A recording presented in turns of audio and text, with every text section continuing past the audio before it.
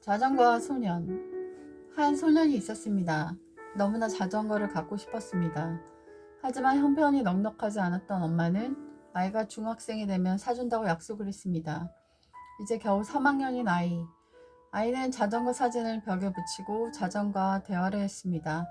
자전거를 마음으로 그리며 걸어 다닐 때도 자전거를 타면 어떤 마음일까를 생각해 보았습니다. 바람 맞고 자전거를 타면 기분이 어떨까 이런 상상을 했습니다. 그리고 자전거를 잘 관리하는 지식을 미리 공부해 두었습니다. 한 해 한 해 시간이 지날수록 자전거에 대한 마음이 더욱 사무쳐지고 간절해졌습니다. 하지만 부모님이 밤늦게 지쳐서 오시는 얼굴을 알기에 아무런 얘기를 하지 않았습니다. 거짓말처럼 세월은 흘러갔고 소년의 맘도 몸도 다부지게 자라갔습니다. 드디어 중학생이 되었습니다. 소년은 이제 청소년처럼 목소리도 굵어졌습니다. 소년은 집에 학교에서 인사를 하니 이전보다 더 주름이 늘은 듯한 엄마가 봄 햇살처럼 웃고 있었습니다. 자전거였습니다.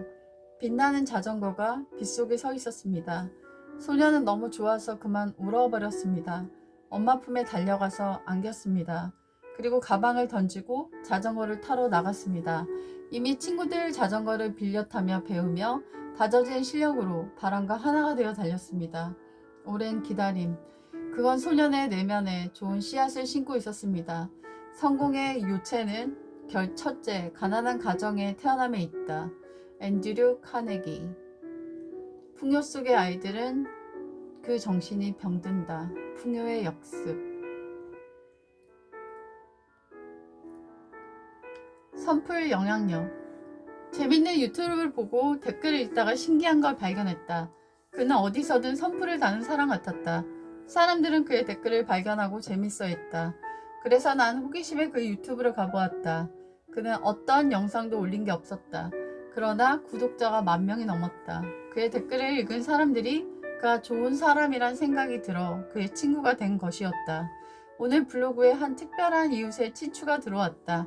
그는 선풀만을 쓴 댓글러라고 자기를 소개하고 좋은 댓글로 세상을 바꾸고 싶다고 했다. 참 마인드가 근사하다고 생각했다.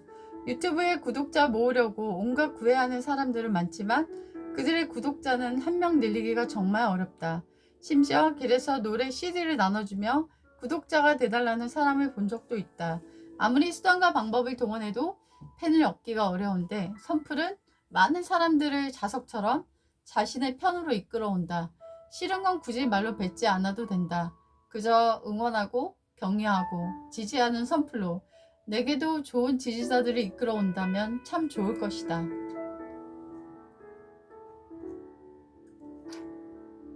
버리지 마. 난 미니멀리스트라서 집에 물건이 하나 들어오면 하나를 내보내는 걸 일종의 원칙으로 여기고 있다. 얼마 전 냄비랑 후라이팬 세트가 왕창 선물로 들어와서 낡은 냄비와 후라이팬을 버리려고 꺼냈더니 버리지 마. 다 쓸모가 있어. 일단 유보 시간을 가져보자. 라며 못 버리게 한다. 프린트도 안 쓴다고 버리라고 했는데 며칠 전 썼지? 버렸으면 어쩔 뻔했어? 여보 누가 롱패딩이랑 토스트기 교환하재? 할까? 안 돼. 난 가끔 토스트 먹고 싶단 말이야. 2달에 한 번 쓸까 말까 한 토스트는 그 토스트기는 한쪽 구석에서 잠자고 있다. 물건이 없길 바라는 나랑 물건을 쥐고 사는 내 반쪽의 물건 힘 겨루기는 매일 이렇게 이뤄지고 있었다.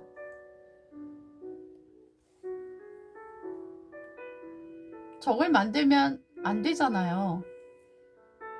내가 앉아있는데 앞에 있는 사람이 너무 떠들어서 거슬리면 넌 어떻게 할래? 직접 말하면 감정이 안 좋아지죠. 적을 만들면 안 되잖아요. 그래서 전 궁시렁대며 자리를 옮길 것 같아요. 적도 안 만들고 왜 불만이 있는지 느끼게 해주고 우와 너 참 지혜롭다. 만일 담임 선생님이 불공평하시다면 어떻게 할래? 어떤 상황인지에 따라 다른데요. 내게 불이익이 된다면 저는 꼭 말할래요. 둘 다 준비물을 못 챙겼는데 너만 만든다든가? 체벌이요? 아우 전 체벌이 부활되어야 될 것 같아요. 요즘 애들 진짜 버릇 없어요.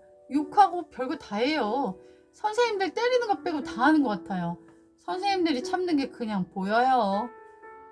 요즘 애들인데 요즘 아이 같지 않게 지혜롭고 성숙한 중3에게 오늘도 많이 배웠다.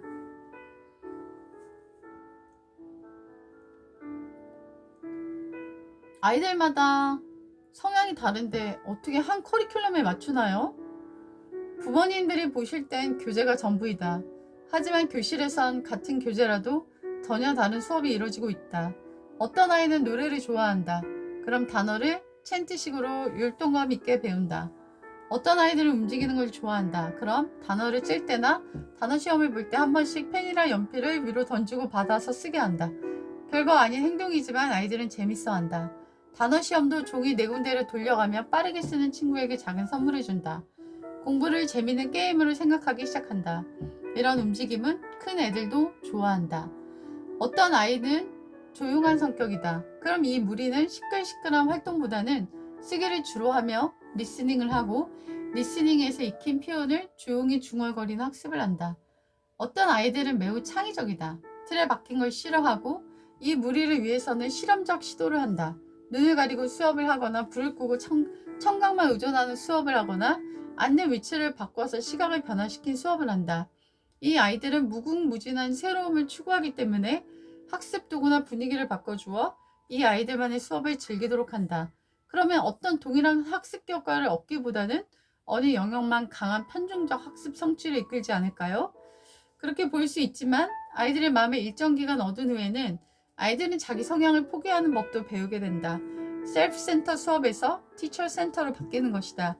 이 과정에서 아이들은 배려나 내려놓는 걸 배우고 자신의 단점 부분을 보완하게 된다. 이 과정에서 학부모와의 마찰이 있을 수도 있는데 교사를 신뢰해 주셔야 학습의 주체인 교사가 전문적 의도를 둔 학습을 실시할 수 있다. 부모보다 현장 경험이 많은 교사의 교육에 믿음을 줄 시기이다. 회화를 무척 싫어하고 문법을 무척 좋아하는 4학년이 있었다. 문법을 벌써 중2 내용까지 배우는데 비해 회화는 Could you repeat that again? 또 구사가 안 되었다. 이 아이는 끝까지 회화를 안 하겠다고 우겼다. 아이들도 자존심이 있어 자기가 못하는 걸 보여주기 싫어한다. 전혀 다른 영역 수업에서도 이 아이는 비교급을 질문하며 자신의 문법 지식을 과시하는 걸 좋아했다. 결국 기싸움 후 그 아이에게 회화 가르치는 걸 성공했고 처음엔 싫어했지만 지금은 꽤 좋아하고 있다.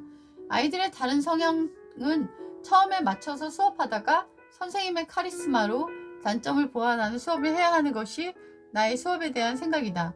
어떤 아이도 불균형적 학생이 아닌 경우는 드물었다. 우리도 국을 잘 끓이면 국만 계속 업그레이드 되지만 김치를 못 담그면 아예 시도를 안 하는 것처럼 아이들도 학습에서 자기가 잘하는 쪽만 더 배우려 하고 못하는 부분은 안 간들려고 하는 면이 뚜렷하다. 그래서 영유나 원어민이 있는 어학원 출신 아이들이 발음이 좋고 리스닝을 잘하지만 입시에서 취약한 모습을 보이고 리딩 독해형 아이들이 문법과 리딩을 잘하지만 리스닝과 스피치의 취약한 모습을 극렬히 대비적으로 보여준다. 치우쳐진 실력은 잘하는 것이 아니다.